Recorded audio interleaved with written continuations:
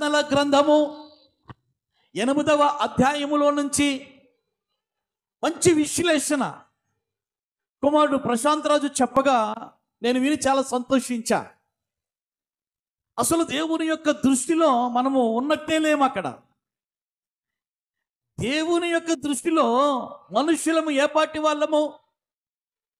ఆయన జంతువులను రక్షించడానికి వచ్చాడా భూలోకానికి? ఆయన పక్షులను రక్షించడానికి వచ్చాడా భూలోకానికి? ప్రాకే జంతువులను, చతుష్పాద జంతువులను రక్షించడానికి వచ్చాడు ఆయన? ఎవరిని జ్ఞాపకం చేసుకోవటానికి వచ్చాడు? ఎవరిని జ్ఞాపకం చేసుకుని వచ్చాడు? ఆయన రూపంలో ఉన్నటువంటి మనుషులమైనటువంటి మనల్ని జ్ఞాపకం చేసుకుని. అది అసలు దేవుని యొక్క దృష్టిలో మనము లేనట్టే ఉన్నప్పటికీ కూడా మనల్ని జ్ఞాపకం చేసుకొని ఆయన పరలోకాన్ని విడిచిపెట్టి, మహిమను విడిచిపెట్టి, ప్రభావమును విడిచిపెట్టి, అత్యున్నతమైనటువంటి సింహాసనాన్ని విడిచిపెట్టి, తేజోవాసులను విడిచిపెట్టి ఏమండి ఈ భూలోకానికి వచ్చాడు. దేవునికి స్తోత్రం. మనం ఎంత అదృష్టవంతులమో ఒక్కసారి ఆలోచన చేయండి. భూలోకానికి వచ్చినందుకే మనం అదృష్టవంతులమయ్యామా అంటే ఆ మాట చాలు. కానీ ఆయన పిలుచుకున్నాడు, ఆయన రక్తము ద్వారా మనల్ని కడుక్కున్నాడు, ఆయన సంఘములో ఆయన మనల్ని కూర్చుండబెట్టాడు, ఆయన వధువు సంఘంగా మనల్ని ఏర్పాటు చేసుకున్నాడు. ఎంత అదృష్టవంతులం! అయినంత మాత్రాన దేవుడు తోడుగా ఉంటాడా? ఇది నా ప్రశ్న. ఏమండి, అయినంత మాత్రాన దేవుడు తోడుగా ఉంటాడా? ఈ యొక్క వచనాన్ని చాలా జాగ్రత్తగా ఆలోచన చేసినప్పుడు అండి, ఈ వచనాన్ని చాలా జాగ్రత్తగా ఆలోచన చేసినప్పుడు ఎవరైతే భయంతో ఉంటారో, ఎవరైతే భయక్రాంతులుగా ఉంటారో, భయపడుతూ ఉంటారో, ఒక సమస్యను బట్టి లేకపోతే ఒక సంఘటనను బట్టి భయపడతారో తన పిల్లలు, అప్పుడు తోడుగా ఉంటాడు. అందరూ కూడా చప్పట్లు కొట్టి దేవునికి స్తోత్రం చెప్తాం. దేవునికి ఇమ్మానుయేలు అనేటువంటి పేరు ఉంది, అంటే తోడుగా ఉండేవాడే, అంతే కదా. దేవుడు తోడుగా ఉంటాడని చెప్పి మనం నిద్రపోతూ ఉంటే తోడుగా ఉంటాడా? ఎస్తేరమ్మ గారు తోడుగా ఉంటాడా? ఆయన పిల్లలను తోడుగా ఉంటాడా? అలాగని కాదు, ఎప్పుడెప్పుడు తోడుగా ఉంటాడో మనం అర్థం చేసుకోవాలి. ఏ ఏ పరిస్థితుల్లో తోడుగా ఉంటాడో మనం అర్థం చేసుకోవాలి. ఏ ఏ సంఘటనల్లో ఆయన తోడుగా ఉంటాడో మనం అర్థం చేసుకోవాలి. ఇప్పుడు నేను మా అబ్బాయికి తోడుగా ఉంటానా, లేకపోతే మా మనవడికి తోడుగా ఉంటానా? ఆంటీ చెప్తుంది, మనవడికే ఇస్తాను. కారణం ఏంటి? వాడికి మంచి చెడ్డలు తెలియవు. అర్థమైంది? అంటే పరిపక్వ స్థాయి లేదు వాడికి. అది అర్థం చేసుకోవాలి. దేవుని పిల్లలమైనటువంటి మనము ఆయన స్థాయికి చేరినప్పుడు ఆయన తోడుగా ఉండడు. కారణం ఏంటో తెలుసా? మనలను ఆయనలా చూస్తున్నాడు. కానీ మనలో పరిపక్వ స్థాయి లేకపోయినప్పుడు కొన్ని పరిస్థితులను బట్టి మనం ఏం చేస్తామో తెలుసా? బెదిరిపోతూ ఉంటాం, భయపడిపోతూ ఉంటాం. అటువంటి పరిస్థితుల్లో మన యేసయ్య మనకు తోడుగా ఉంటాడు. ఆమేన్ చెప్పండి. మనకు తోడుగా ఉంటాడు. కారణం ఏంటో ఒక ఎగ్జాంపుల్ చెప్తాను. 40 సంవత్సరాల క్రిందట నా అనుభవంలో జరిగినటువంటి ఒక సంఘటన. అప్పట్లో నాకు హీరో మెస్టిక్ ఉండేది. సభలకు వెళ్ళాను, గుర్తింది ఇవి. షార్ట్కట్లో వచ్చేద్దామని చెప్పి రేవు దాటాను. కుండలేశ్వరం మీదుగా ఇటు ఘాట్రేఖను వచ్చి ఇటు చెయ్యరు వచ్చేద్దామని చెప్పి బయలుదేరాను. అన్నీ బాగానే ఉన్నాయి. నా మోటార్ సైకిల్ అనుభవంతో, ఇది 40 సంవత్సరాల క్రిందట మాట చెప్తున్నాను నేను. నాకున్నటువంటి ఉత్సాహాన్ని బట్టి, నాకున్న ఉజ్జీవాన్ని బట్టి సభలకు వెళ్ళిపోవటమే, అనేక మందిని తీసుకుని వెళ్ళిపోవటమే, అక్కడ చురుగ్గా పాల్గొనటం, మరలా సమయానికి ఇంటికి వచ్చేయటం, ఇదే నా పని. అప్పట్లో 40 సంవత్సరాల క్రిందటంటే అప్పుడు ఏముండే తెలియదు, హీరో మెస్టిక్లు ఉండేవి. ఏదో కొనుక్కున్నాను డొక్ సైకిల్. అయితే తొందరగా రావాలి, సిటీలో నుంచి అయితే పోలీసు వాళ్ళు పట్టుకుంటారు, అదొక భయం. ఏం చేతనంటే అప్పటికి ఇంకా పరిస్థితులు బాగోలేదు. ఆ కారణాన నేనేం చేస్తానంటే అడ్డదారులు ఏవైతే ఉన్నాయో దాని నుండి మళ్ళీ ఇంటికి చేరాలని చెప్పి నేను ప్లాన్ చేసుకున్నా. కొంతమందిని అడిగితే ఇలా వెళ్ళిపోవచ్చు, అక్కడ వంతెన ఉంది, వంతెన దాటి వెళ్ళిపోతే కాట్రికోన వెళ్ళిపోతుంది అని చెప్పేసి అన్నారు. ఆ వంతెన నేను ఏమనుకున్నానంటే సిమెంట్ వంతెనేమో అనుకున్నాను నేను. తీరా అక్కడ వరకు వచ్చిన తరువాత అది పట్టిలొంతిన. చాలా జాగ్రత్త సుమ, కాలువకేసారు, అది పట్టిలొంతిన. ఈవెన్ సైకిళ్ళు కూడా ఆ పట్టెలొంతిన మీద నుంచి రాలేవు. అది రైతులు అటు ఇటు వెళ్ళడానికని వేసుకున్నారు. కానీ నేను తీరా అక్కడికి వచ్చేసాను. సిటీలో తోలగల అనుభవం ఉంది, కాలువ గట్ల మీద తోలగల అనుభవం ఉంది, ఏటిగట్ల మీద తోలగల అనుభవం ఉంది, అన్ని అనుభవాలు ఉన్నాయి నాకు. కానీ ఏమొచ్చింది నా యొక్క జీవితంలోన? పట్టెల వంతెన వచ్చింది. జాగ్రత్తగా ఆలోచన చేయండి. పట్టెల వంతెన. సరే, ఆ కిందకి దిగాను, పట్టె మీద ఎదర చక్రం పెట్టాను, నెమ్మదిగా వెళ్తున్నాను. మధ్యలోకి వచ్చేసరికి కాళ్ళు ఇటు ఊగుతున్నాయి. నా వల్ల కాదు, ఊగుతున్నాయి. అవతల ఒక బడ్డీ ఉంది, బడ్డీ దగ్గర ఒక తాతయ్య గారు ఉన్నారు. నేను మనసులో ప్రార్థన చేసుకుంటున్నాను, ప్రభువా నా పరిస్థితి ఏంటి? కింద పడిపోయానా, కాలంలో కొట్టుకుని పోతాను. కానీ సగం వచ్చాను, నా వల్ల కావట్లేదు, బ్యాలెన్స్ తప్పుతుంది అని చెప్పి అలా అనుకుంటున్నానండి. అనుకుంటున్నటువంటి సమయంలో బాబు అక్కడ ఆగు అన్నాడు ఆయన. బాబు అక్కడ ఆగు అన్నాడు. తాతయ్య గారు రండి అన్నాను నేను. ఆయన వచ్చాడు. ఆయన వచ్చేసరికి నువ్వు అలాగే ఉండు, నేను హ్యాండిల్ అట్టుకుంటాను, నువ్వు వెనకాల క్యారియర్ అట్టుకో, నువ్వు బ్యాలెన్స్గా, నువ్వు జాగ్రత్తగా అలా స్టాండ్ చేసి నువ్వు తొయ్యి, నేనేం చేస్తాను యువతలు తీసుకుని వచ్చేస్తాను అన్నాడు. ఏమన్నాడో తెలుసా? భయపడకు, నేను నీకున్నాను. అది భయపడకు, నేను నీకు ఉన్నాను అన్నాడు ఆ తాతయ్య. ఎన్నో అనుభవాలు ఉండొచ్చు, కానీ జీవితంలో ఒక్కొక్కసారి భయం అనేటువంటిది వస్తూ ఉంటుంది. షివరింగ్ వచ్చేసింది నాకు, కాళ్ళు తడ అయిపోయింది నా జీవితం. అటువంటి పరిస్థితుల్లో దేవుడు ఒక తాతయ్య గారు రూపంలో వచ్చాడు. వచ్చేసరికి నాకు బలం వచ్చింది. ఇంకా సగం ఉంది కదా, ఆయన పట్టుకున్నాడు. మాకు అలవాటే, కానీ నిన్ను ఇలాగెవడు రమ్మన్నాడు? నిన్ను చూసా, ఇలాగెవడు రమ్మన్నాడు నిన్ను? ఒకవేళ నేను లేననుకో, నీ పని ఏంటి? లేదు తాతయ్య, ఇలాగ ఏదైనా వంతునున్నదా అంటే ఉన్నదని చెప్పాడు ఒక ఆయన. కానీ పట్టెలు వంతెనని నేను అనుకోలేదు, సిమెంట్ వంతెన అని చెప్పేసి అనుకున్నాను, అందుకని వచ్చాను. నీ బొంద, నువ్వు పడుచుకున్నాడు కదా, నువ్వు ఎలాగైనా వెళ్ళిపోవచ్చు కదా, నువ్వు ఇలా ఎందుకు వచ్చావు? సైకిల్ లోళ్ళు కూడా ఇలాగ రారు, కానీ నేనున్నాను కాబట్టి దేవునికి స్తోత్రం. హల్లెలూయా. ప్రభువునందు ప్రియమైనటువంటి వారులారా, ఈరోజు మనము ప్రభువుని నమ్ముకున్నాము అంటే ప్రభు తోడుగా ఉండడు. మన యొక్క జీవితాలలో ఏదో ఒక చోట, ఏదో ఒక స్థలంలో, ఏదో ఒక పరిస్థితుల్లో ఎప్పుడైతే ఆ భయాన్ని చూసి మనం వణికిపోతున్నామో, ఓ ప్రభువా సహాయం చేస్తానన్నావు కదా, తోడుగా ఉంటానన్నావు కదా, నాకు సహాయం చేయమని నువ్వు అరిస్తే నా దేవుడు నీకు తోడుగా ఉంటాడు. ఆమేన్. అర్థమైందా? నా దేవుడు నీకు తోడుగా ఉంటాడు. ఏదో నువ్వు రక్షణ పొందేసావని, 10 సార్లు బైబిల్ చదివేసావని, లేకపోతే పాటలు పాడేస్తున్నావని, లేకపోతే ప్రార్థన చేసేస్తున్నావని నా దేవుడు నీకు తోడుగా ఉండడు. ఎప్పుడు ఉంటాడో తెలుసా? చాలా జాగ్రత్త సుమా.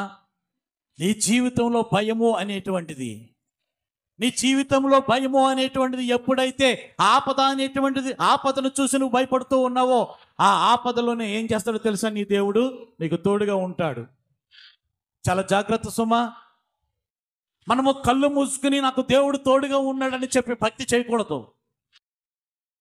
భక్తి చేసావా, నీకు అన్ని అప్పచేయాలి. అర్థమైందా? ఆయన మనకు తోడుగా ఉండే దేవుడే, కానీ ఎప్పుడు ఉంటాడో మనం అర్థం చేసుకుని ఏం చేయాలో తెలుసా? అర్థం ఎప్పుడు ఆయన తోడుగా ఎప్పుడు ఉంటాడో అర్థం చేసుకుని మనము భక్తి చెయ్యాలి. దేవునికి స్తోత్రం. హల్లెలూయా. కారణం ఏంటంటే ఆయన యొక్క సేవ విధానంలో మనం ఉత్సాహంగా పాల్గొంటూ ఉన్నప్పుడు, లేకపోతే ఉద్యమంగా పాల్గొంటున్నటువంటి సమయంలో దేవుడు మనకు తోడుగా ఉన్నాడు, మనకు సహాయం చేస్తాడు, మన ప్రార్థన ఆలకిస్తాడు అని అనుకునే విశ్వాసంతో మనం నడుస్తాము. కానీ కొన్ని చేదు అనుభవాలు మన యొక్క జీవితంలో వచ్చినప్పుడు మనం భయపడిపోతూ ఉంటామే. భయపడిపోయే ఆ పరిస్థితుల్లోనే దేవుడు ఏం చేస్తాడో తెలుసా? ఒక మనిషి రూపంలో లేకపోతే ఒక సహాయకునిగా దేవుడు ఏం చేస్తాడో తెలుసా? తన యొక్క చెయ్యిని అందిస్తాడు. అది తోడుగా ఉండటం అంటే అర్థం ఏంటి? తన యొక్క సహాయం చేయడమే, తన యొక్క చేతిని అందించటమే, తన యొక్క మాటతో మనల్ని బ్రతికించడమే, ఆ అపాయము నుండి రక్షించటమే, ఆ వ్యాధి నుండి రక్షించటమే, ఆ శోధన నుంచి తప్పించటమే ఆ దేవుడు తోడుగా ఉంటే మనకు జరిగే ప్రయోజనాలు. దేవునికి స్తోత్రం, హల్లెలూయా.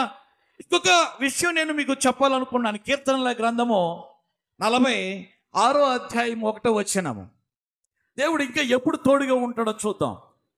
46:1 దేవుడు మనకు ఆశ్రయమును దుర్గమునై ఉన్నాడు, ఆపత్కాలములో ఆయన నమ్ముకొనదగిన సహాయకుడై ఉన్నాడు. ఇక్కడ చూడండి, రెండోది మనకు దేవుడు ఎప్పుడు తోడుగా ఉంటాడో తెలుసా? మొట్టమొదట మనం ఎప్పుడు తోడుగా ఉంటాడని చూసాం?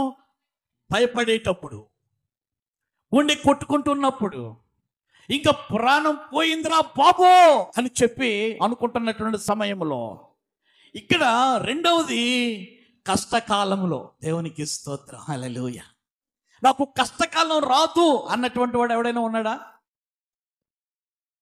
నాకు ఆపద రాదు అన్నటువంటి వాడు ఎవడైనా ఉన్నాడా?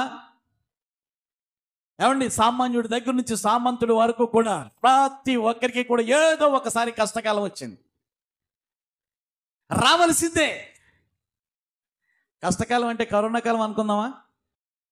ఏమండి, కరోనా కాలం అనుకుందామా కష్టకాలం అంటేనా? అప్పుడు ఏమయ్యారు? అందరూ ఏమైపోయారు? ప్రభునందు ప్రియమైనటువంటి వారులారా, ఒక్కసారి ఆలోచన చేయండి.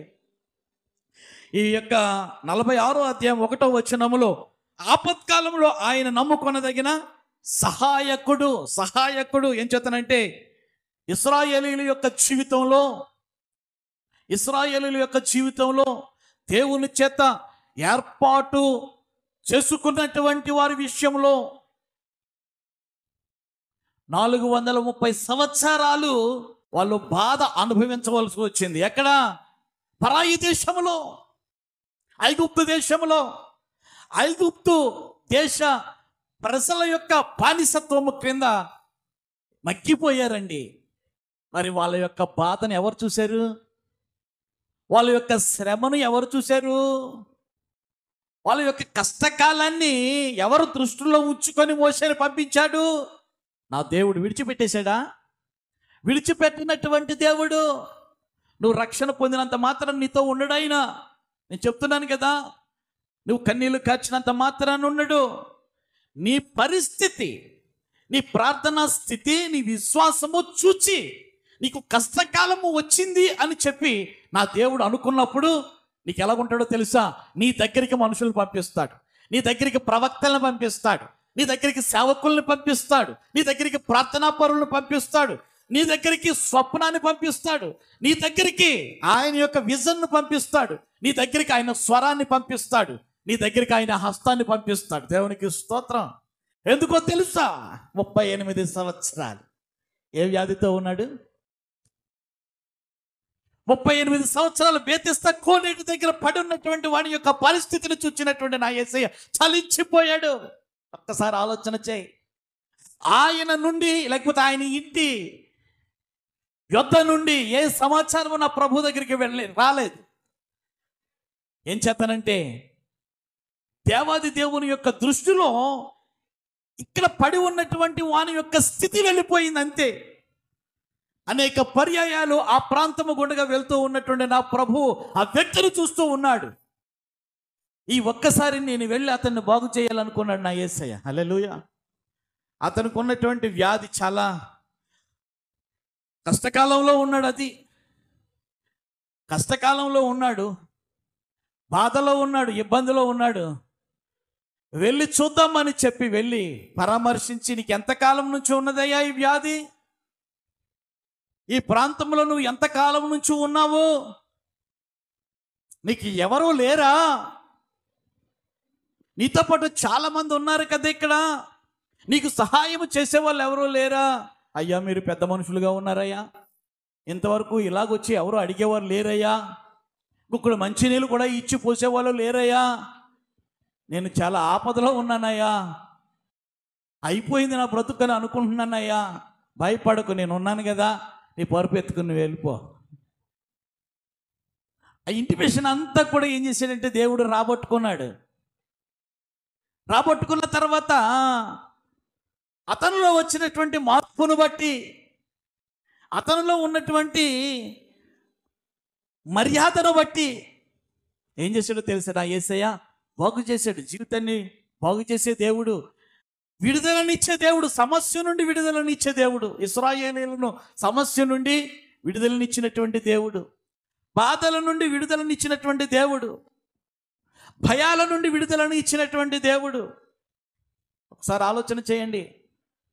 నా ఇంట్లో సమస్య ఉంది, లేకపోతే నా ఇంట్లో ఒక భయంకరమైనటువంటి పరిస్థితి ఉంది, అది ఎవరి వల్ల కావట్లేదంటే అది దేవునికే సాధ్యము. కానీ దేవునికి ఇష్టడుగా ఉన్నావా నువ్వు? దేవుడు ఏర్పాటు చేసుకున్నటువంటి జనాంగంలో ఉంటేనే సుమా, దేవుడు ఏర్పాటు చేసుకున్నటువంటి జనాంగంలో ఉన్నటువంటి వాళ్ళం మనం. అంచేత దేవుడు నీకు తోడుగా ఉంటాడు అన్నటువంటి కాన్ఫిడెంట్తో నువ్వు బ్రతుకుతున్నప్పటికీ కూడా దేవుడు తోడుగా ఉండడు. కానీ విశ్వాసంలో నడుస్తున్నావు, వాక్యంలో నడుస్తున్నావు, సహవాసంలో నడుస్తూ ఉన్నటువంటి సమయంలో నీ పరిస్థితి ఆందోళనకరంగా మారినప్పుడు అక్కడ నేనున్నాను నా కుమారుడా, నేనున్నాను నా కుమార్తె అని తోడుగా ఉండే దేవుడు అంట. దేవునికి స్తోత్రం, హల్లెలూయా. మత్తయి సువార్త 28వ అధ్యాయము 20వ వచనం, ఆఖరి వచనం చదవండి. మత్తయి సువార్తలో 28వ అధ్యాయం చివరిది 20వ వచనం చివరిది. నేను మీకు ఏ ఏ సంగతులను ఆజ్ఞాపించుతునో వాటన్నిటినీ గైకొనవలనని వారికి బోధించండి. ఇదిగో నేను యుగ సమాప్తి వరకు సదాకాలము మీతో కూడా ఉన్నానని వారితో చెప్పాను. దేవునికి స్తోత్రం, హల్లెలూయా. ఏం చెప్తానంటే ప్రభు అయినటువంటి యేసుక్రీస్తు వారు మరణించి తిరిగి లేచిన తరువాత 40 దినాలు, ఇది ఆఖరి దినము. ఈ 40 దినాలు శిష్యులకు ఆయన ఎవరి చేత ప్రేమించబడుతున్నాడో వాళ్ళందరికీ కూడా దర్శనమిచ్చి ఆయన యొక్క రాజ్య విషయాల గురించి సవిస్తరంగా బోధించి బలపరిచినటువంటి ప్రభువు అండి. ఇంకా ఆఖరి మాటగా ఈయన ఏం చెప్తున్నాడు? ఆ 11 మంది శిష్యులు యేసు తనకు నిర్ణయించిన గలిలయలోని కొండకు వెళ్ళిరి. వారు ఆయనను చూచి ఆయనకు మొక్కిరి గాని కొందరు సందేహించిరి. అయితే యేసు వారి యొద్దకు వచ్చి, పరలోకమందును భూమి మీదను నాకు సర్వాధికారం ఇయ్యబడి ఉన్నది, కాబట్టి మీరు వెళ్ళి సమస్త జనులను శిష్యులుగా చేయండి, తండ్రి యొక్కయు కుమారుని యొక్కయు పరిశుద్ధాత్మ యొక్కయు నామములోనికి వారికి బాప్తిస్మం ఇస్తూ, అదనమాట, వాళ్ళకి బాప్తిస్మం ఇస్తూ ఏమని వారికి బోధించాలి? నేను మీకు ఏ ఏ సంగతులను ఆజ్ఞాపించుతున్నో వాటన్నిటినీ గైకొనవలని వారికి బోధించండి. శిష్యులారా, అపోస్తులారా, నా దగ్గర మీరుండి ఏ ఏ సంగతులు నేర్చుకున్నారో, మీ ద్వారా బాప్తిస్మము పొంది సంఘముగా కూడుకొని ఎవరైతే మీ మాటలను విశ్వసించి నా యందు నడుస్తారో వాళ్ళందరికీ కూడా నేను చెప్పినట్లుగా మీరు బోధించండి అని అంటున్నాడు. దేవునికి స్తోత్రం. అర్థమైందా? అంటే ఈ వచనంలో ఉన్నటువంటి చిన్న సమాచారం ఏంటంటే, ఎవరైతే నీతి న్యాయములతో నడుస్తారో, ఎవరైతే నీతి న్యాయములతో నడుస్తారో వారికి దేవుడు ఎలా ఉంటాడో తెలుసా? తోడుగా ఉంటాడు. అందరూ దేవునికి స్తోత్రం చెప్పండి గట్టిగా, హల్లెలూయా. అర్థమైందా?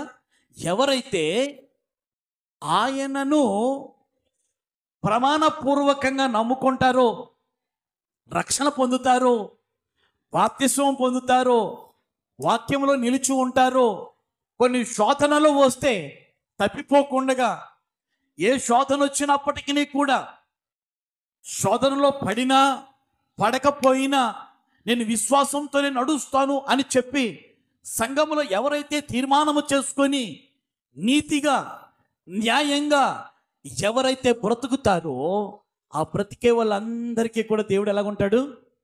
తోడుగా ఉంటాడు. ఆమేన్, హల్లెలూయా. అర్థమైందా? దేవుడు ఎలాగుంటాడు? తోడుగా ఉంటాడు.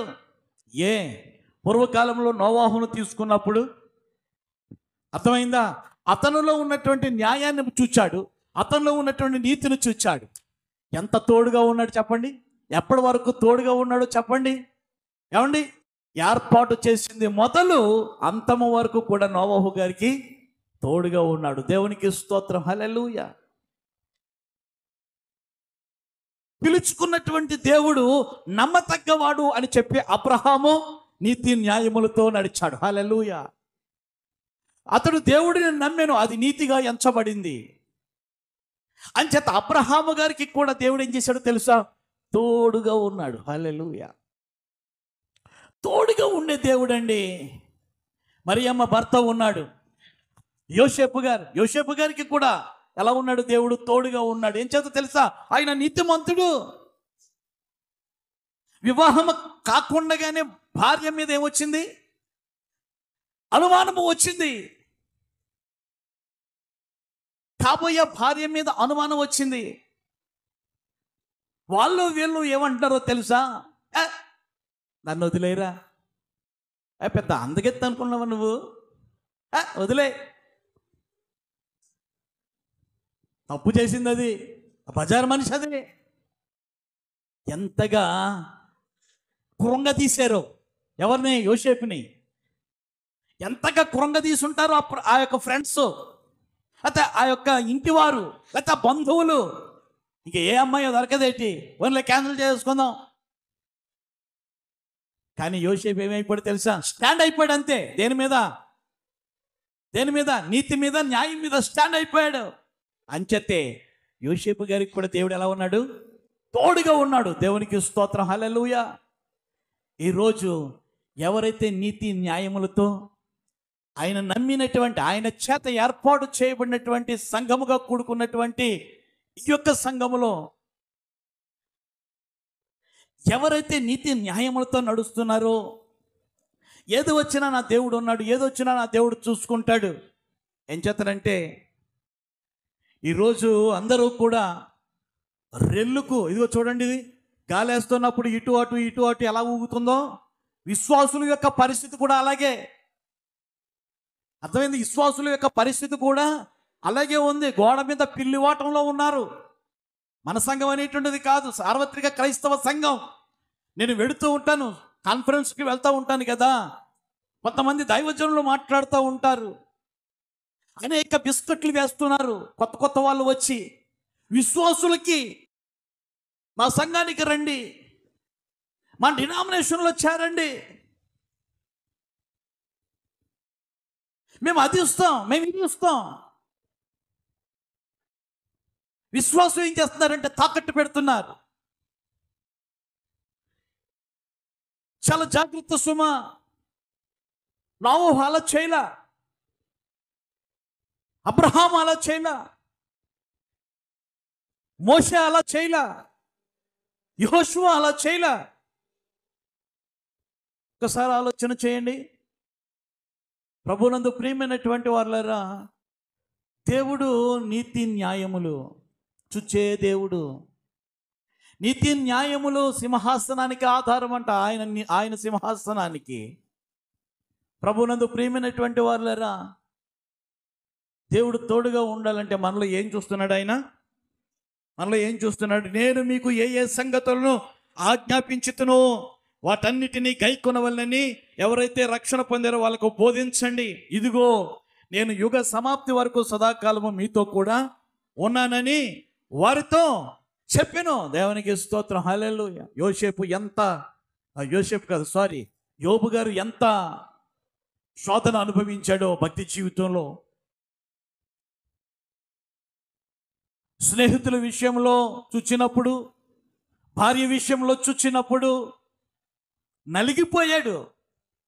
కానీ పరిశుద్ధాత్మ దేవుడు ఏం చేశాడో తెలుసా? బలపరిచాడు.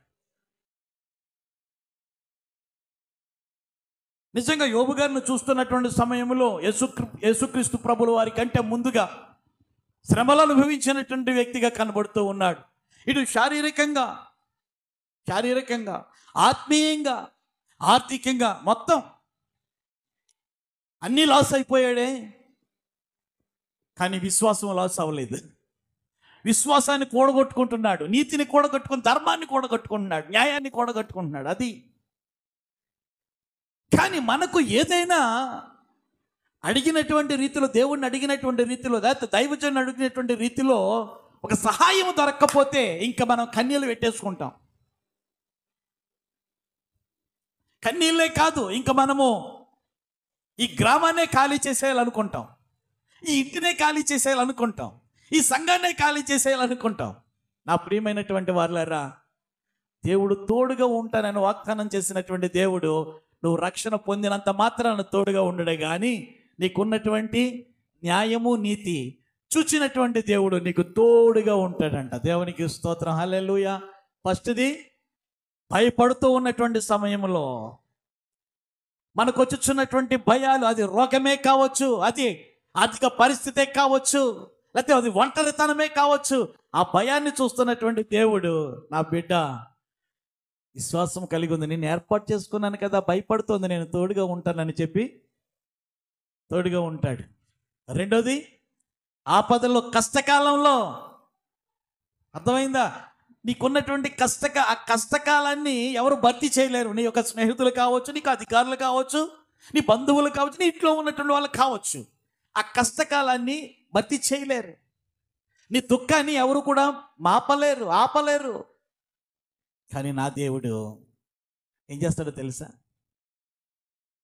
లాజరు చనిపోతే మరియా మార్తలు ఏ స్థితిలో ఉన్నారు? వాళ్ళు కష్టకాలంలో ఉన్నారండి. కష్టకాలంలో ఉన్నారు.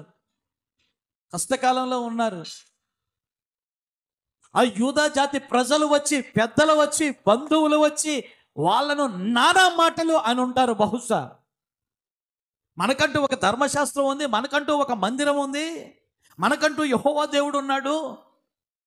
ఎవరు కొత్త ఆయన వచ్చాడని ఇంట్లో చేర్చుకున్నారు, ఆయన పేరు యేసు అని చెప్పి మీరు పూజిస్తున్నారు.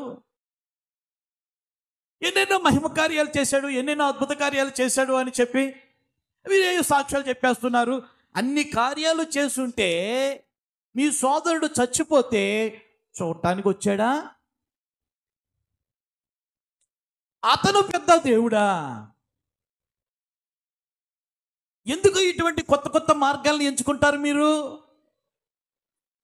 ఇలాగా దెప్పు పొడుపు మాటలు.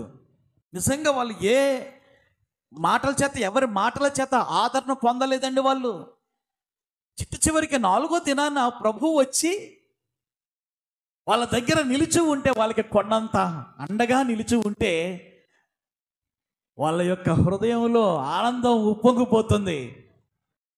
ప్రభువా, నువ్వు తోడుగా ఉంటే మా సోదరుడికి ఇలా జరిగి ఉండేది కాదు, ఇప్పుడు జరగదు. ఎక్కడ కప్పెట్టారు, ఎక్కడ సమాధి చేశారో చూపించండి. ఎస్, కష్టకాల సమయంలో తోడుగా ఉండే దేవుడు. శోధించే వాళ్ళందరూ కూడా పారిపోయారు వదిలేసి. అర్థమైందా? ఆపత్కాల సమయంలో తోడుగా ఉండే దేవుడు. అంచతే తన ప్రజలమైనటువంటి మనతో అంటున్నాడు, భయపడకు, నేను నీకు తోడుగా ఉన్నాను. ఎంతమందికి వాగ్దానాలు వచ్చినాయి చెప్పండి? భయపడకు, నేను నీకు తోడుగా ఉన్నానని ఈ సంవత్సరం ఎంతమందికి చెప్పండి వాగ్దానం ఇచ్చాడు? చూడలేదా? చదువుకోలేదా మీరు? వాగ్దానాలు మడత పెట్టేసి ఎక్కడ పెట్టారు? రంగు పెట్టిలో పెట్టారు కదా, హృదయంలో లేదా? ఎప్పుడైతే ఈ మాట కనుక వచ్చిందో మీకు, ఎప్పుడైతే ఈ యొక్క వాగ్దానం మీ చేతిలో దేవుడు పెట్టాడో, ఈ సంవత్సరం తప్పకుండా ఎంతో భయంకరమైనటువంటి వార్త వినవలసి వస్తుంది మీ జీవితంలో. అటువంటి సమయంలో దేవుడు ఏం చేస్తాడో తెలుసా? ఆ? ఆయన చేత ఏర్పాటు చేయబడి ఉన్నటువంటి సంఘం, ఆయన చేత ఎన్నుకోబడినటువంటి సంఘము, నీ పరిస్థితి ఆయన చూస్తున్నాడు. నువ్వు భయంలో ఉంటే తోడుగా ఉంటాడు, కష్టం వస్తే తోడుగా ఉంటాడు. తరువాత నీతి న్యాయములతో నడుచుకున్నట్లయితే ఆయన తోడుగా ఉంటాడు. దేవునికి స్తోత్రం, హల్లెలూయా. ఇంకొక మాట చెప్పాలని ఆశపడుతూ ఉన్నాను. దేవునికి స్తోత్రం, హల్లెలూయా. ఇర్మీయా గ్రంథము 29వ అధ్యాయము 12వ వచనం. ఇర్మీయా 29:12.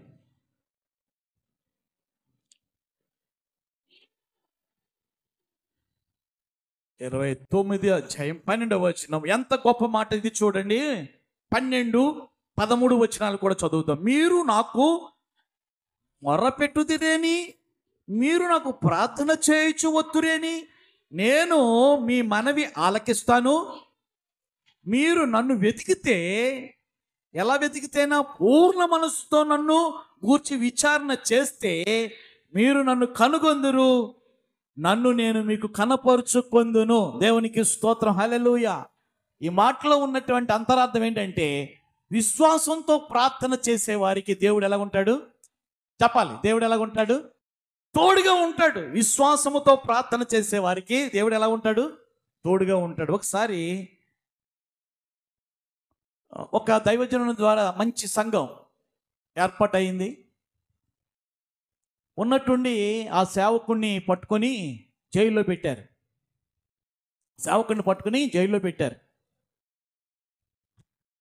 ఆ విషయము సంఘానికి తెలిసింది. అప్పుడు ఆ సంఘం అంతా కూడా గుమిగూడి, చిన్నల దగ్గర నుంచి పెద్దల వరకు కూడా, ఏం చేస్తాడంటే, ఆత్మీయ తండ్రి జైల్లో ఉన్నాడు, మనం ఎవరము కూడా ప్రభుత్వంతో మాట్లాడే అర్హత లేదు మనకి, అంత ధైర్యం లేదు మనకి. కాబట్టి మనకున్నటువంటి కాపరి మన దగ్గర ఉండాలి. అర్థమైందా? మనకున్నటువంటి కాపరి మన దగ్గర ఉండాలి అంటే ఆయన విశ్వాసం గురించి మనకి చెప్పాడు కదా. ఏదైనా మీరు ప్రార్థన చేస్తూ ఉన్నప్పుడు ఆ కార్యము అవుతుంది, అయిపోయింది అని నమ్మాలని చెప్పి, ఒకవేళ ఆ దైవజనుడు చెప్పాడేమో, విశ్వాసంతో ఏం చేస్తున్నారంట? సంఘము ప్రార్థన చేస్తుందట. అర్థమైంది కదా? సంఘము ప్రార్థన చేస్తుందట. సంఘము ప్రార్థన చేస్తూ ఉన్నటువంటి సమయంలో మిడ్నైట్ సంఘ కాపరి ఏం చేశాడు తెలుసా? వాళ్ళ మధ్యకి వచ్చేసాడు. అందరు కూడా చప్పట్లు కొట్టండి గట్టిగా. ఎందుకో తెలుసా? వాళ్ళ యొక్క విశ్వాస సహితమైనటువంటి ప్రార్థన దేవుడు ఆలకించి తోడుగా ఉన్నాడు. ఆమె అర్థమైంది కదా? వాళ్ళకు తోడుగా ఉన్నాడు. అంచేత ప్రార్థనా జీవితం అనేటువంటిది ఆయన ద్వారా రక్షించబడినటువంటి బిడలమైనటువంటి మన యొక్క గృహాల్లో ఉండాలి, మన యొక్క జీవితంలో ఉండాలి. ప్రార్థన అనేటువంటిది తక్కువైపోతుంది. అంతే. ప్రతి ఒక్కరి యొక్క జీవితంలో ప్రార్థనా శాతం అనేటువంటిది తక్కువైపోతుంది.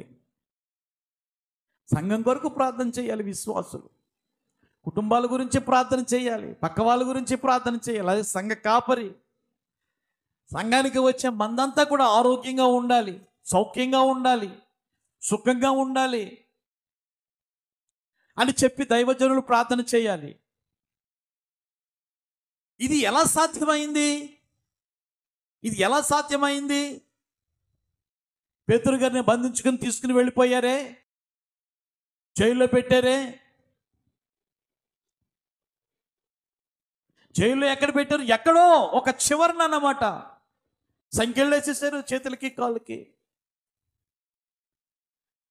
దేవుని యొక్క దూతను పంపించాడంట దేవుడు ఇలా ప్రార్థన చేస్తే. అర్థమైంది కదా? సంఘము విశ్వాసంతో ప్రార్థన చేస్తే దూతను పంపించాడంట.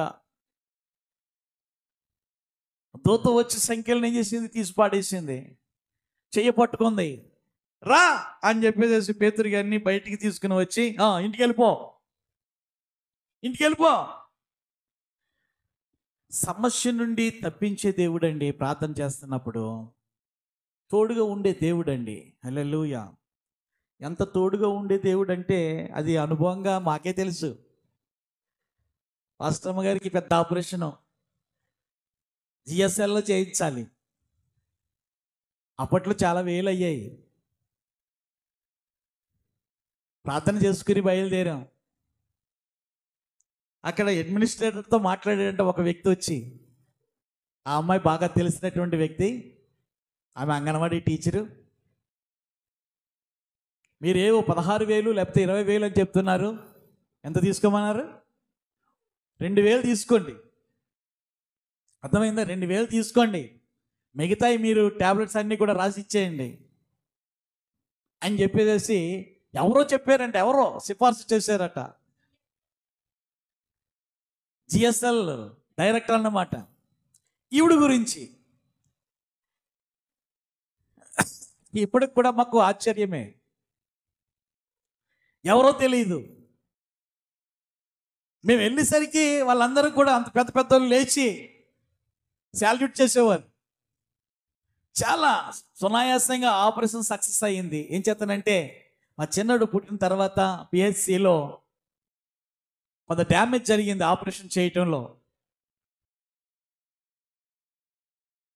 దానిని బట్టి ఒక 7 సంవత్సరాలకి అది ఏమైపోయిందంటే బయటపడింది.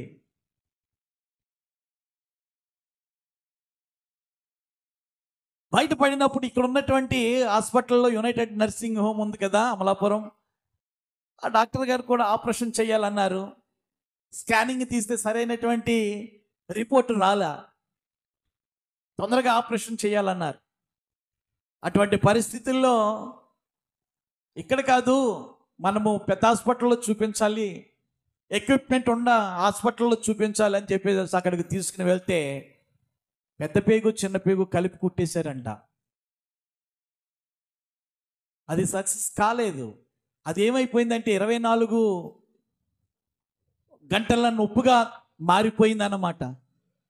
అక్కడికి తీసుకుని వెళ్ళిన తరువాత ఆ 2 రిపోర్ట్లు వచ్చినాయి. అక్కడ డాక్టర్ గారు ఆ స్టూడెంట్స్ అందరికీ కూడా చూపిస్తూ ఒక వీడియో తీస్తూ, ఇది రేరుగా జరుగుతుంది ఈ ఆపరేషను, కానీ ఈమెకు మరి సిఫార్సు చేసినటువంటి దానిని బట్టి మనము చేస్తున్నామని చెప్పేసి అక్కడ డాక్టర్లు అనుకోవటం. ఎందుకనంటే మా జీవితంలో అన్నీ మెరాకిల్సే, అన్నీ అద్భుతాలే. ఆర్థికంగా ఏమీ బలపడలేము, ఎవరి సహాయము లేదు, ఇటు రాజకీయంగా ఆర్థికంగా. కానీ వీటిని మించినోడు ఎవడున్నాడు? నమ్ముకున్నటువంటి దేవుడు ఉన్నాడు. ఆమేన్, హల్లెలూయా. అర్థమైందా? నమ్ముకున్నటువంటి దేవుడు ఉన్నాడు. ఆ విధమైనటువంటి పరిస్థితుల్లో అంత సక్సెస్ తర్వాత కుట్లు వేసేశారు, తీసుకుని వెళ్ళిపోమన్నారు. కొంచెం ఆరిన తర్వాత 11వ రోజున ఎప్పుడో రమ్మన్నారు. తీసుకుని వెళ్ళేసరికి ఒక కుట్టు ఉండిపోయిందన్నమాట. మళ్ళీ అక్కడికి వెళ్ళేసరికి పిల్లపిల్లలు ఆడుతూ ఆ స్టూడెంట్స్ అందరూ కూడా వచ్చేసారు. అమ్మగారండి అమ్మగారండి అమ్మగారండి. మేము ఎవరో తెలియదా వాళ్ళకి? అంత గౌరవప్రదంగా దేవుడు ఏం చేశాడో తెలుసా? ఇక్కడ చెయ్యరు ఎక్కడ, ఇక్కడ రాజమండ్రి ఎక్కడ? ప్రభునందు ప్రియమైనటువంటి వారులారా, దేవుడు చేసే కార్యాలు అమలాపురంలోనే తోడుగా ఉండొచ్చు కదా అంటే, అమలాపురంలో ఎక్విప్మెంట్ లేదు, ఇక్కడ సీనియర్స్ లేరు. ఒకవేళ ఆ డాక్టర్లు చేస్తున్నటువంటి ఆపరేషను వీడియో స్కాన్ తీయటానికి ఎవడం లేడు. అంచేత అక్కడికి దేవుడు ఏం చేశాడో తెలుసా? షిఫ్ట్ చేశాడు. దేవుడు చేస్తున్నాడు. ఏం చేస్తాడంటే, ఎప్పుడైతే ఒక కీడు అనేటువంటిది మన యొక్క జీవితంలో ఏర్పాటయిందో అక్కడే దేవుని యొక్క తోడు మొదలవుతుంది. అర్థమైందా? ఏడకూడదు, దుఃఖించకూడదు. ఏదో దేవుడు ఒక కార్యం చేయాలనుకుంటున్నాడు. ఇది ఎక్కువగా వాక్యం చదువుతున్నప్పుడు, విశ్వాసంతో ఉన్నప్పుడు వాళ్ళకి మాత్రమే దేవుని యొక్క సన్నిధిలో, దేవుని యొక్క ప్రణాళికను బట్టి, దేవుని యొక్క ఇష్టాన్ని బట్టి అది ఎలా నడిపిస్తాడో వాళ్ళు మాత్రమే గ్రహించగలరు అన్నమాట. దేవునికి స్తోత్రం, హల్లెలూయా. ప్రభునందు ప్రియమైనటువంటి వారులారా, ఇక్కడ మనం చూస్తూ ఉన్నప్పుడు, మీరు నన్ను వెతికిన ఎడల, పూర్ణ మనస్సుతో నన్ను గూర్చి విచారణ చేయునెడల మీరు నన్ను కనుగొంటారు, నేను మీకు కనుపరుచుకుంటాను. ఇది యెహోవా వాక్కు అని అంటున్నాడు. దేవునికి స్తోత్రం, హల్లెలూయా. షార్ట్కట్లో చెప్పాలంటే విశ్వాసంతో ప్రార్థన చేసే వారికి ఆయన ఎలా ఉంటాడు? తోడుగా ఉంటాడు. మరొక మాట యెహోషువ గ్రంథం 1:9 1:9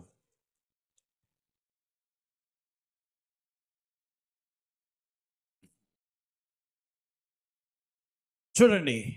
యెహోషువ గ్రంథము ద్వితీయోపదేశ కాండము ప్రక్కన ఉంటుంది. నేను నీకు ఆజ్ఞాపించున్నాను కదా, నిబ్బరము కలిగి ధైర్యముగా ఉండుము, దిగులు పడకము, జడియకము. నీవు నడుచు మార్గం అంతటిలో నీ దేవుడైన యెహోవా నీకు తోడై ఉండును. ఇది ఎవరితో ఎవరన్నారు? యెహోషువ గారితో దేవుడు అంటూ ఉన్నాడు, యెహోషువ, నేను నీకు ఏదైతే సెలవిచ్చానో దానిని తూచా తప్పకుండా నువ్వు చేస్తే నేను తోడుగా ఉంటాను అని అంటున్నాడు. అది అర్థమైందా?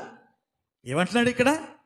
నేను ఏదైతే సెలవిచ్చానో అది గనక నువ్వు చేసినట్లయితే నేను ఎలా ఉంటానో తెలుసా? నీకు తోడుగా ఉంటాను. దేవునికి స్తోత్రం. అదే చెయ్యం మనం. దేవునికి మాటిస్తాం, కానీ మనం మాట తప్పుతాం. దేవునికి మనం ప్రమాణం చేస్తాం, ఆ ప్రమాణాన్ని మనం ఏం చేస్తాం? తప్పుతాం. ఏం చేస్తానంటే పరిస్థితులు అలాగా మనకి దాపరిస్తూ ఉంటాయన్నమాట. కానీ మనం ఏ స్థితిలో ఉన్నప్పటికీ కూడా దేవుడు ఒక్కొక్క పని మీద మనల్ని ఏర్పాటు చేసుకున్నాడు. అర్థమైందా? సంఘం అంటే కేవలము వచ్చి వాక్యం విని వెళ్ళిపోయేందుకే సంఘము కాదండి. అందుకే దేవుడు ఏర్పాటు చేసుకోలేదు. అర్థమైందా? ఈ యొక్క సంఘములో అనేక అవసరాలు ఉంటాయి. ఈ సంఘములో అనేక పనులు ఉంటాయి, అనేక పరిచర్యలు ఉంటాయి ఆయన యొక్క సహవాసములో. కాబట్టి సహవాసంలో ప్రతి ఒక్కరూ వాడబడాలనే ఆయన తలాంతులు, ఆయన కృపావరాలు మనకు ఇవ్వటానికి ఇష్టపడుతూ ఉన్నాడు. ఆ కృపావరాల గురించి, ఆ తలాంతుల గురించి మనం అడగం. ఆ దైవజనుల దగ్గరికి వెళ్ళి ప్రార్థన చేయించుకుంటే నేను బాగుంటాను అన్నటువంటి కేవలం ఆ ఒక్క విశ్వాసం. ఆయన సన్నిధికి వెళ్ళి కొబ్బరి నూనె సిలువ వేయించుకుంటే చాలు నేను బాగుంటాను అన్నటువంటి అదొక విశ్వాసం. మన సమస్య ఆయనకి చెప్పినట్లయితే వాళ్ళు ఉపవాసం చేస్తారు, మన గురించి వాళ్ళు ఏడుస్తారు, మనం బాగుంటాము, అదొక విశ్వాసం. అంతేగాని దేవుడు మనకు తోడుగా ఉండాలి అంటే ఆయన వాడుకునే విధంగా మనము వాడబడాలి అనేటువంటి ఆలోచన ఎంతమందికి వస్తుంది? చెప్పండి, ఎంతమందికి వస్తుంది? సంఘము విస్తరించబడాలంటే కనీసము ముందుగా ఒక 5 వచ్చి ప్రార్థన చేయాలంట. ఇది ఒక అనుభవం. ముందుగా వచ్చి ఎంతమంది? ఒక 5 ప్రార్థన చేస్తే సంఘం ఏమవుతుందంట? కుటుంబాలు ఏమవుతాయంట? మార్పులోనికి వస్తాయట. సంఘానిక ఆరాధన అయిన తర్వాతే వస్తాం స్టైల్గా. వెళ్ళేది కూడా ఆఖరి ప్రార్థన అవ్వకుండానే వెళ్ళిపోయే వాళ్ళు కొంతమంది ఉంటారు. ప్రార్థన అయిన తర్వాత కూడా ఏం చేయాలట?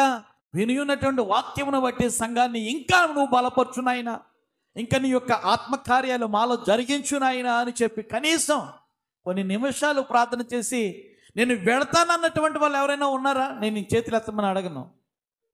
ప్రభునందు ప్రియమైనటువంటి వారులారా, ఏం చేస్తానంటే ఇదంతా కూడా యాంత్రిక యుగం అయిపోయింది. నేను ముందు వెళ్ళాలంటే నేను ముందు, నేను ముందు వెళ్ళాలంటే నేను ముందు, నేను ముందు వెళ్ళాలంటే నేను ముందు. ఎక్కడికే ఎక్కడికే ఎక్కడికే ఈ లోకాన్ని వదిలి.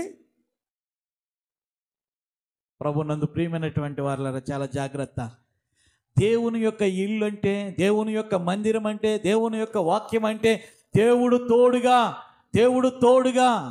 తోడుగా ఉంటాడనే మన యొక్క కాన్సెప్ట్. కానీ ఎప్పుడెప్పుడు ఉంటాడో మనకు తెలియట్లేదు కదా. ఈరోజు తెలిసిందా? రక్షణ పొందటం అది దేవుని యొక్క కృపే, విశ్వాసం ఉంచుకోవటం దేవుని యొక్క కృపే, వాక్యం చదవటం దేవుని కృపే, సంఘానికి వెళ్ళటం దేవుని కృపే. కానీ దేవుడే కనుక మనకు తోడుగా ఉంటే ఆమేన్, పరలోకంలో ఉన్నట్టే కదా. పరలోకంలో ఉన్నటువంటి సంతోషం అనుభవించినట్లే కదండి. ఏమండి, మనకు సహాయం చేసేవాడు తోడుగా ఉంటే అబ్బబ్బా ఎంత ధైర్యము, ఎంత ధైర్యము, ఎంత ఉత్సాహము. ప్రభునందు ప్రియమైనటువంటి వారులారా, తాటి పట్టె వంతెన మీద ఆ తాతయ్య గారు నేను ఉన్నాను భయపడకు అని చెప్పి ఎప్పుడైతే నా స్థితిని చూచి నాకు భరోసా ఇచ్చాడో నాకు ఎంత ఆనందం అయిందో. ఆ కష్టకాల సమయం వస్తుందని నేను అనుకోలే, ఆ ఇబ్బంది కాలం వస్తుందని నాకు తెలియదు, ఆ శ్రమ కాలం నాకు దాపరిస్తుందని నేను అనుకోలేదు. అనుకోలేదు. నేను ఎక్కడికైనా పోగలను, ఏదైనా చేయగలను మోటార్ సైకిల్ మీద అనుకున్నాను. కానీ ఆ ఇరుకు పరిస్థితి వచ్చినప్పుడు, అదే కాదు నా యొక్క జీవితంలో ఒక అర్ధరాత్రి కాల సమయంలో ఒక భయంకరమైనటువంటి సాతాను నిలయమై ఉన్నటువంటి స్థలంలో నుంచి ప్రయాణం చేయవలసి వచ్చింది గుర్తింది వెళ్ళటానికి. నిజంగా గుండెలు ఉండవన్నమాట. ఒకవేళ ఒత్తిడికి బ్రతుకుంటారా అనేటువంటిది కూడా ఎవరికీ ఉండదు. దేవుని యొక్క ఏర్పాట్లో మనం ఉన్నామండి. మనం నాశనం అయిపోవటం దేవుని యొక్క ఇష్టం కాదు. మనం నష్టపోతాం, మనం నష్టపరచటం దేవుని యొక్క ఇష్టము కాదు. కాదు కాదు కాదు బలము కలిగి, ఆయన శక్తి కలిగి, ఆయనకు సాక్షులుగా ఉండటానికి దేవుడు మనల్ని ఏర్పాటు చేసుకున్నాడు. కాబట్టి ఆయన ప్రణాళికను బట్టి, ఆయన యొక్క ఇష్టాన్ని నెరవేర్చే వారిగా మనము ఉండటానికి మనం ప్రయత్నం చేసి, దేవా నువ్వు వాడుకునే రీతిలో నన్ను వాడుకో, నువ్వు మాత్రం మాకు తోడుగా ఉండు నాయనని చెప్పి ఎవరైతే ఆయనకు మాటిచ్చి ఆయన మాట ప్రకారము బ్రతకాలని తీర్మానం చేసుకుంటున్నారో, నిజంగా ఇప్పటి నుంచి దేవుడు ఏం చేస్తాడో తెలుసా? మీకు తోడుగా ఆయన దూతలను కూడా ఏం చేస్తాడంట? తోడుగా ఉంచుతాడంట. ఆయనకు ఇష్టమైనటువంటి ప్రజలుగా మనం జీవిద్దాం. దేవుడు వాక్యం దీవించును గాక.